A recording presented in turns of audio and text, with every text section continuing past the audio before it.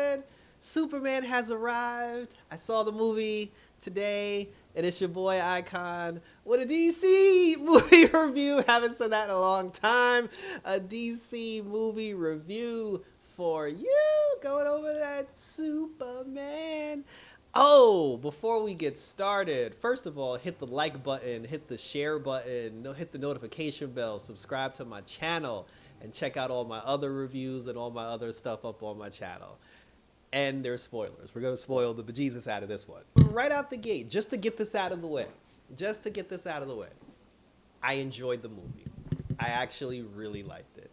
And it's it's not that it was a surprise that I would like it. I liked it a lot. Like, based on the trailers, I was like, okay, this looks enjoyable. It looks like something I'm going to enjoy.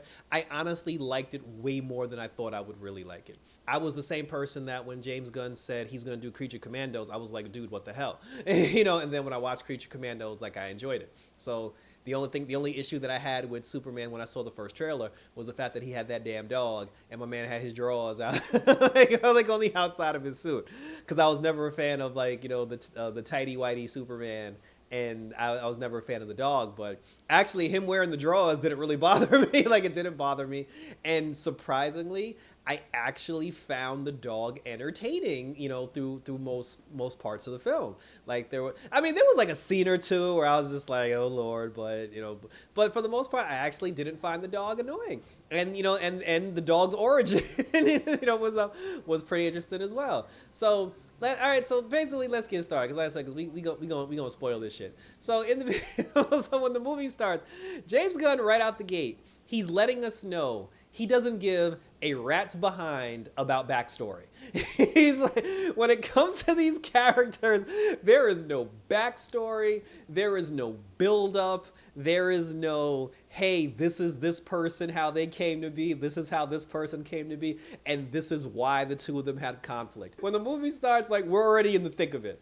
Like, when the movie starts, Lex Luthor already hates Superman, and he's already sent multiple people to kill him. And they had some text in the beginning of it where the text said, oh, 3 decades ago, an alien from another planet crash landed here on Earth.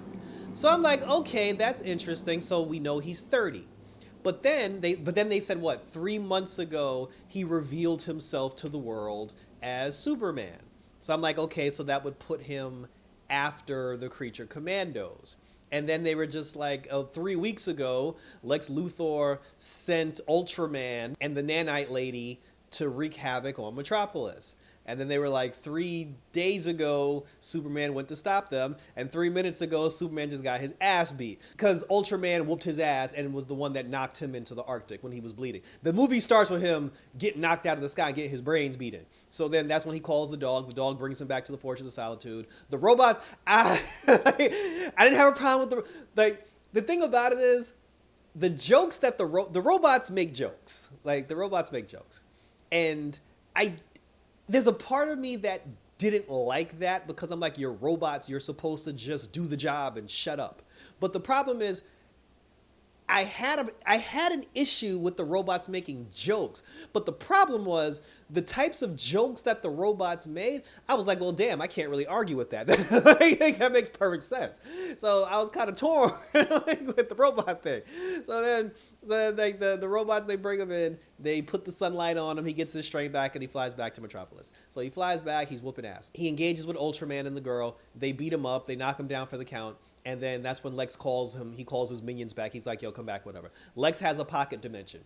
He basically, he has access to a pocket dimension where he travels to different points through that pocket dimension because he put gateways to through that pocket dimension scattered in different parts of the world. So so he travels through there. He has his minions traveling through there, and apparently he's holding people prisoner inside that pocket dimension. People that wronged him, like an ex-girlfriend who basically liked a picture of Superman on social media. he got superheroes locked up. He got metas locked up.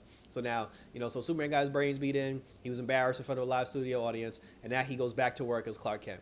For some reason, when he's Clark Kent, everybody makes fun of him. Him and Jimmy didn't even really seem like best friends. Like, obviously they knew each other, they were cool with each other, but they didn't come across as like the best of buddies or whatever. So we're not getting the Superman backstory of him coming to Krypton, which is fine. I'm okay with that. Him and Lois are already dating. So him and Lois are dating. He already came out to her as Superman. Lois knows that he's Superman right out the gate, and the two of them are doing the deed. The Justice Society, or the Justice Gang, who's run by Maxwell Lord. Like, Maxwell Lord is actually running the Justice Gang, and the Maxwell Lord character did make a cameo.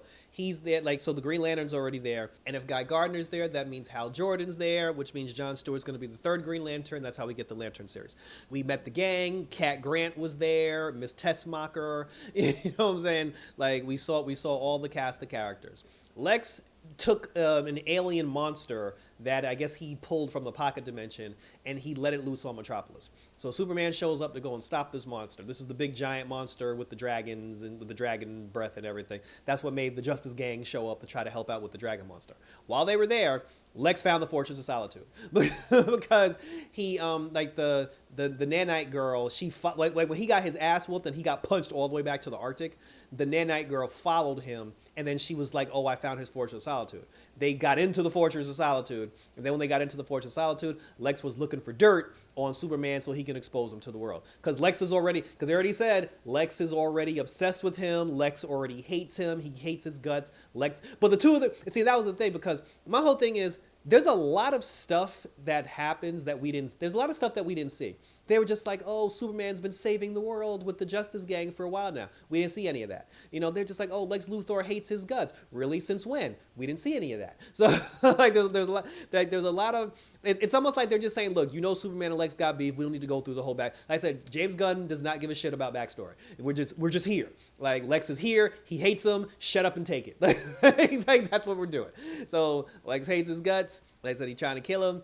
But he gets into the Fortress of Solitude because the thing is, he can't really take down Superman without getting the public on his side. More so the government, because he needs the government to back him up with trying to take down Superman.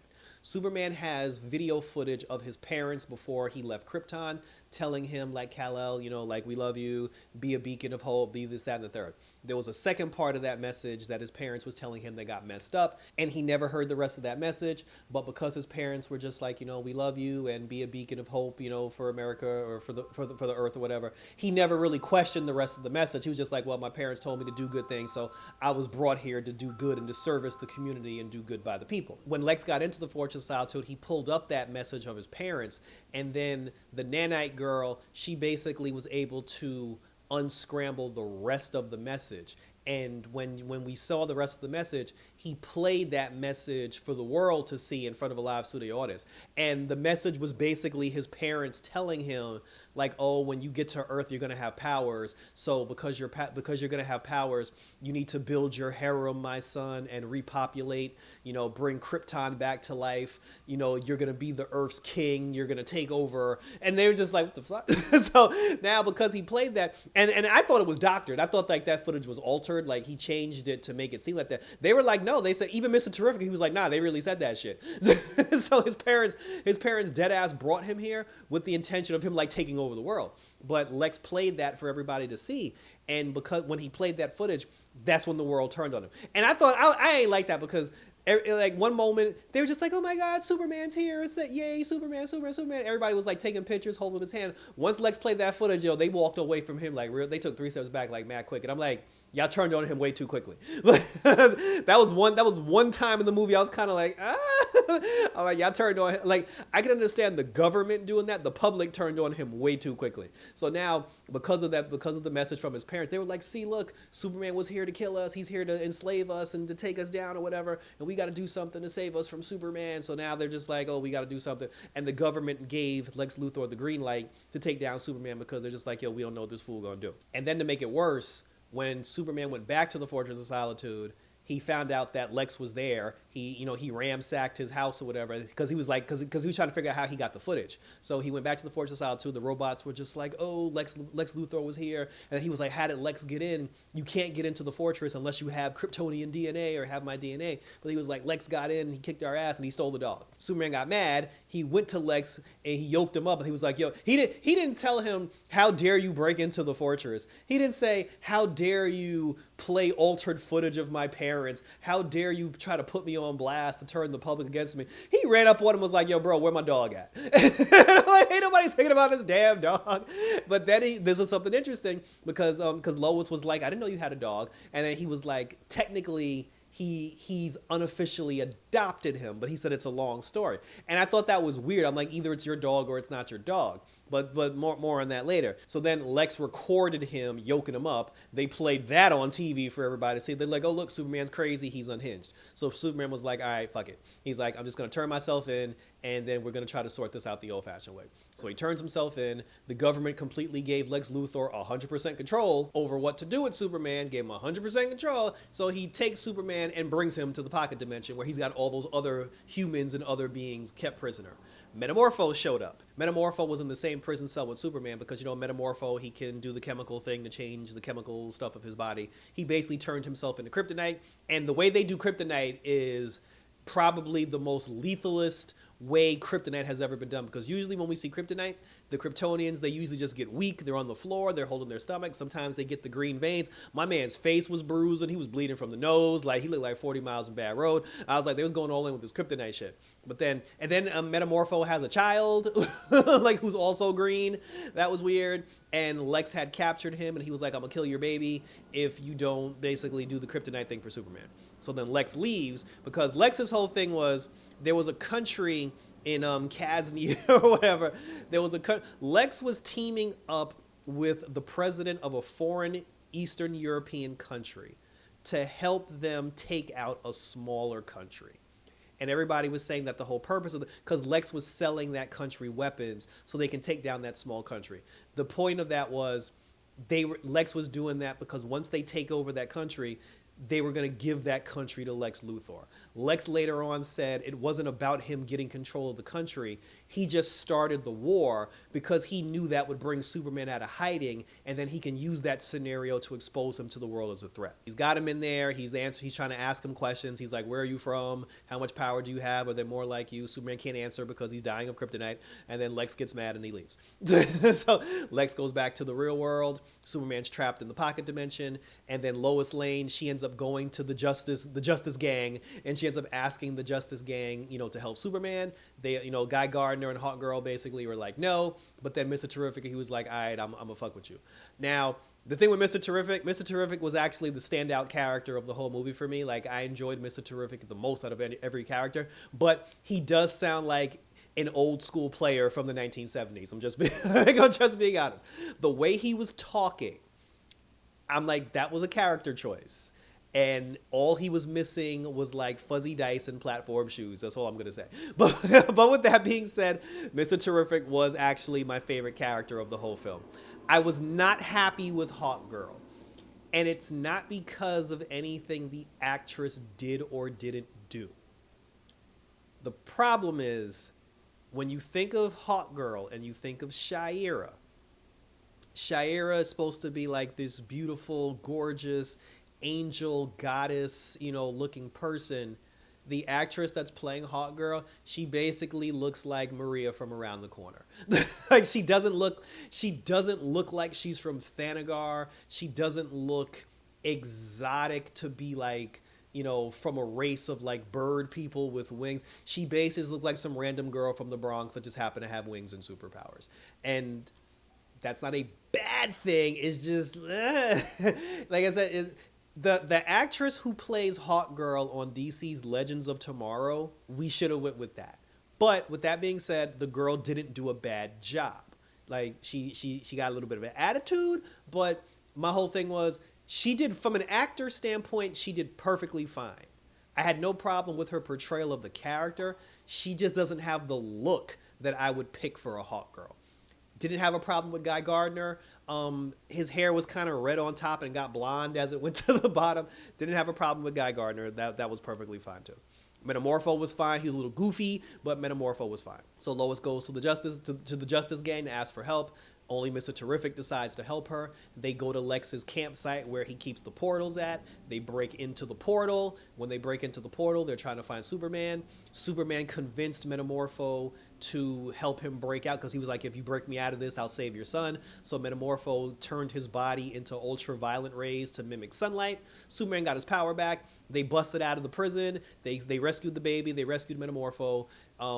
Superman teamed up with Mr. Terrific. He teamed up with Lois Lane. They all got out of the pocket dimension, and Superman's like, I'll be back to save the rest of y'all. So, when they get out there, Metamorpho went home. So Superman's back now. He's home. He's back at the Fortress of Solitude. He's trying to power himself up. Now that he's trying to power himself up, he goes back to Metropolis. Now the final battle ensues because now Lex Luthor's there. He's got his Ultraman with him, and then he's got his nanite Spanish girl with him.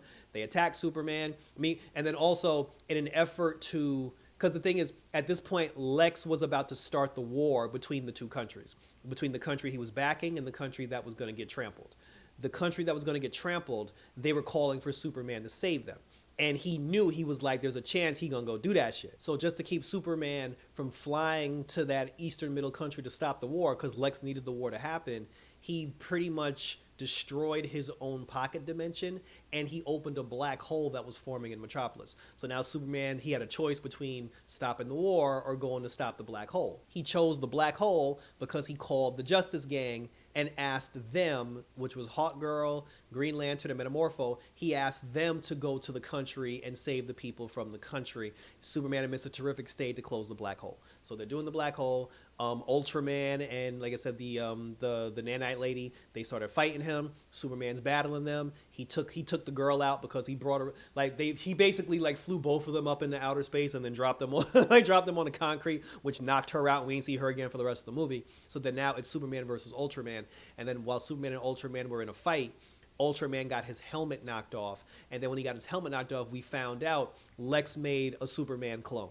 So already, because he was just like, how'd you get my DNA? Because he was like, that's how he got into the Fortress of Solitude, because he used his DNA, with the clone. So now we're either going to get a cyborg Superman, we're going to get a Bizarro Superman, or because Lex has already shown he's got a hold of Superman DNA, it's like any minute now we're going to get a Superboy. So all those things have now been put on the table because Lex literally just created a Superman clone.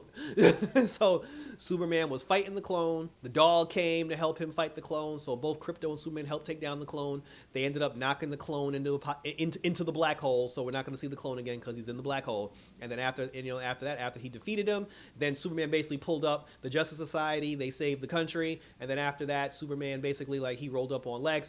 He actually started beating Lex's ass. And then that's when him and Lex got into the conversation. He was just like, oh, you think you have all the power and you can do whatever you want because you're an alien. He's like, but I'm the most smartest person on the planet. And he told him, he was like, basically, you're just jealous. He's like, you're envious of me because he's like, you're the smartest person on the planet, but I got all the strength. I'm the strongest person on the planet. And despite you having all the brains in the world, your brains is jealous of my brawn. And Lex was like, kind of, yeah. He was just like, yeah. He said, of course. He said, yeah, I'm envious of you. And he said, and that makes me do crazy shit. So he's like, but I have no apologies for that. And then the dog attacked him. The dog beat him up. And then Lex got beat up by the dog. And then Lois Lane, Cat Grant, Jimmy Olsen. Wasn't really a fan of the Jimmy Olsen. He was okay. I mean, the thing with him and Miss Tessmacher, I thought was a little over the top. I didn't have a problem with Miss Tessmacher. I didn't have a problem with Jimmy Olsen. But the two of them together, I felt was a little over the top. But because apparently Miss Tessmacher and Jimmy Olsen used to date, but then she started dating Lex Luthor, she was the one taking selfies of herself while all the destruction was happening. So, and she would send Jimmy pictures of all the selfies that she took. Some of the selfies that she took was basically pictures of things that Lex was doing. So they have evidence that Lex had a whole board where he turned that small country into new Lexland or whatever. And, because of his plan, he had plans of him selling the weapons. She basically took pictures of all that shit. And I'm like, I don't know how nobody noticed her taking all these pictures. So she took pictures of it. She sent it to Jimmy. Jimmy gave it to Perry White. Perry White, Lois, and the rest of the gang, they put a story together, and they basically exposed Lex Luthor for working basically like for being a traitor to America by working overseas, selling weapons to the enemy, and conspiring to overthrow a country and overthrow a government. So now Lex is a traitor. The Rick Flag was there. Rick Flag from Creature Commandos is there because remember, Rick Flag is going to be the villain of Peacemaker season 2 because he's going to try to get revenge on Peacemaker for him killing his son. So that's going to be a thing. And the same actor who voices him was the same actor that played him. We did not get an Amanda Waller sighting. And I thought we were going to get an Amanda Waller sighting because when Lex was just like, oh, I got to get the government on my side, to have the authority to take you down. And then later on when he was just like, the government gave me full authority to kill you and to eliminate you, I thought Amanda Waller was going to be one that gave him that authority. But we didn't get the wall. Like Amanda Waller didn't show up. We got a Peacemaker sighting because when everybody turned on Superman, when the people turned on Superman, they were just like, oh, Superman's here to enslave us. He's there to kill us. Peacemaker basically did a television interview where he was just like, yeah, all the superheroes are jealous of me because of how I look and because I'm totally buff and everything. He was like, I knew we couldn't trust Superman. And my whole thing is, I watch Creature Command because the James Gunn universe basically starts with the second Suicide Squad movie. I saw the second Suicide Squad movie, never mentioned the Superman. I watched Peacemaker. Well, Superman was in Peacemaker, but that was like another universe. Watch Creature Commandos, you know what I'm saying? Like, no mention of Superman in Creature Commandos. Like, we got more Wonder Woman hints in Creature Commandos than we got anything. Now, all of a sudden, there's a Superman who's been here this whole time and everybody knows about him. Like I said, he's not doing any backstory. So Peacemaker was there basically talking shit about Superman. So then, like I said, after that, so they locked up Lex. They take Lex to Bell. And the one criticism I'm going to give the James Gunn universe, I hate the fact that they call it Belle Reve. It's Belle Rev Prison. I hate that they call it Belle Reve. But that's a personal pet peeve of mine. So they take him to Belle Reve. They take him to Belle Reve prison. And then after that, Metamorpho joins the Justice Gang. So now there's 4 members of it. They live in the Hall of Justice, which is funded by Maxwell Lord. And then after that, Superman flew down. He saved the day. Him and Mr. Terrific, they closed the hole. They brought the city back together. Lois went to interview him again, which was secret code for them making out. And then Perry Wright was like, yo, how long the two of them been fucking? And I'm just like, so there's like no secrets here. Like even the Justice Gang knows that Superman is Clark Kent. And even Lois, she was like, this motherfucker's just telling everybody. but I'm like, yeah, but you know too. Like, how do you? But then it's like, how does Jimmy not know? Like, out of all the people that know Superman's secret identity, the 2 people that don't know is Jimmy Olsen and Lex Luthor. And I'm like, for everything Lex did in this entire movie, I'm like, bro, how do you not know he's Superman? Like, you figured out where the Fortress of Solitude is, and you haven't figured out Clark Kent is Superman. Because he even told him at one point, he said, maybe the next person that I'm going to capture and I'm going to torture is going to be Clark Kent. And I was like, really, bro? you don't know who Clark Kent, you don't know Clark Kent is Superman? How? Like, how?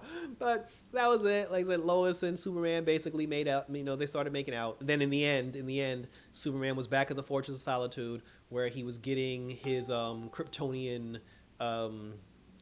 rejuvenation, we'll call it, where like he sat in a chair and they were putting the sunlight on him so he can regenerate and recuperate his power.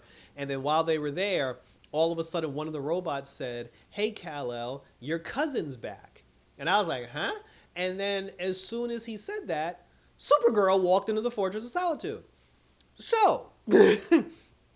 And then when she walked in, she was like, hey, cuz. She was like, yo, where's my dog? And I was like, oh, so it's her dog. And that makes sense because that dog was crazy. Like, the dog was wilding out. The whole movie, the dog did whatever the hell it wanted. The dog was running around, biting people, chasing people, chewing monkeys, like chasing the T-spears. The dog is crazy. And apparently it's her fault because she's crazy too, and the 2 of them are crazy together.